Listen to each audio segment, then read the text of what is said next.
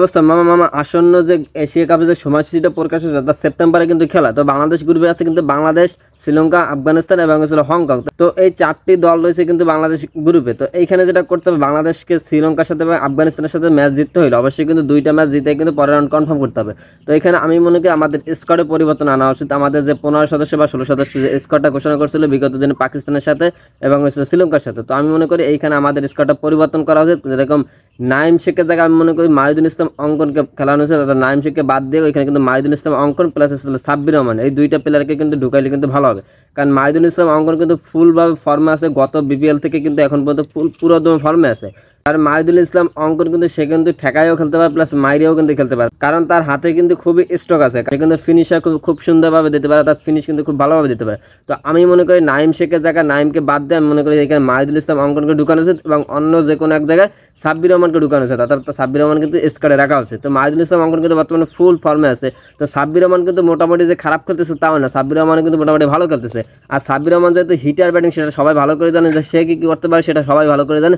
কারণ সাব্বির রহমান কিন্তু মাইরে খুব ভালোভাবে রান উঠাতে পারে। আর টি-20 ফর্মেটে খেলতে গেলে কিন্তু অবশ্যই কিন্তু মাইরে খেলতে হবে, কারণ মাইরে না খেললে কিন্তু টি-20 কিন্তু রান উঠবে না। আর অবশ্যই কিন্তু প্রত্যেকটা টিমের জন্য জিততে হলে কিন্তু 180 থেকে 200 রান করতে হবে টি-20-তে। তো এর জন্য কিন্তু বাংলাদেশকে কিন্তু অবশ্যই হিটার ব্যাটিং লাগবে। তো এইখানে কিন্তু ওপেনিং তানজিদ হাসান তামিম এবং পারভেজ হোসেন ইমন, এই 2টা অবশ্যই থাকবে। লিটন কুমার দাস যেহেতু ক্যাপ্টেন অবশ্যই সে থাকবে, কারণ লিটন কখন কি করে ফেলা তা কোনো বোঝাও যায় না, কারণ লিটনকে অবশ্যই ভালো খেলতে হবে। তো এইখানে তাওহিদ হৃদয় হয়েছে, তাওহিদ হৃদয়কে অবশ্যই স্কোয়াডে রাখবে আমি মনে করি, কারণ সে কিন্তু ক্লাসিক্যাল ব্যাটসম্যান, সে কিন্তু ম্যাচটা ধরেই খেলতে পারবে। তো এইখানে মেহেদী মিরাজ, আমি মনে করি মেহেদী মিরাজ টি-20 ফর্ম্যাট থেকে না রেখে তাকে ওয়ানডে এবং টেস্টের দিনে রাখা উচিত। আমি মনে করি এখানে অঙ্কনকে এবং সাব্বির রহমানকে ঢুকাইলে বেশি বেটার হবে বা বেশি ভালো হবে। তো আশা করি এই যে স্কোয়াড আছে বাংলাদেশে, এখানে 2-1টা প্লেয়ার ঘুরাই নিলে মাহিদুল ইসলাম অঙ্কন কিন্তু খুব ভালো খেলতেছে বর্তমানে গত বিপিএল থেকে, এবং সাব্বির রহমান কিন্তু ভালো খেলতেছে। তো আশা করি এই 2 প্লেয়ার যদি ঢুকায় তাহলে বাংলাদেশ টিম কিন্তু আগে থেকে এমনিতে স্ট্রং হয়ে যাবে বা হিটার ব্যাটিং পাবে।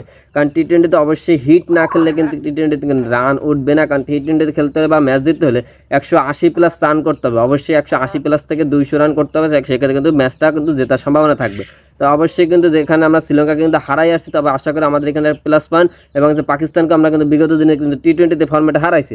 তো আশা করি আফগানিস্তান আমাদের কাছে পাত্তা পাবে না, আর হংকং আমাদের কাছে পাত্তা পাবে না। আশা করি 2টা ম্যাচ জিতে কিন্তু আমরা কিন্তু রাউন্ড 2 কনফার্ম করে ফেলাবো। তো আমি মনে করি বিসিবিকে উচিত যে এই যে স্কোয়াডটা, এই স্কোয়াডের ভিতরে পরিবর্তন আইনে মাহিদুল ইসলাম অঙ্কন এবং সাব্বির রহমানকে ঢুকানো উচিত।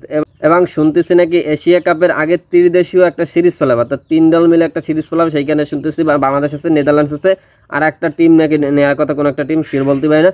তো আশা করি এইটা যদি ফেলায় সেক্ষেত্রে কিন্তু আমাদের জন্য একটা ভালো হবে, যেহেতু সামনে একটা বড় একটা আসর হবে, যেহেতু এশিয়া কাপ হবে, সেইখানে আগে থাকতে খেলে বা বিদেশি সিরিজ খেললে অবশ্যই কিন্তু বাংলাদেশের প্লেয়াররা কিন্তু অবশ্যই কিন্তু ভালো খেলতে পারবে।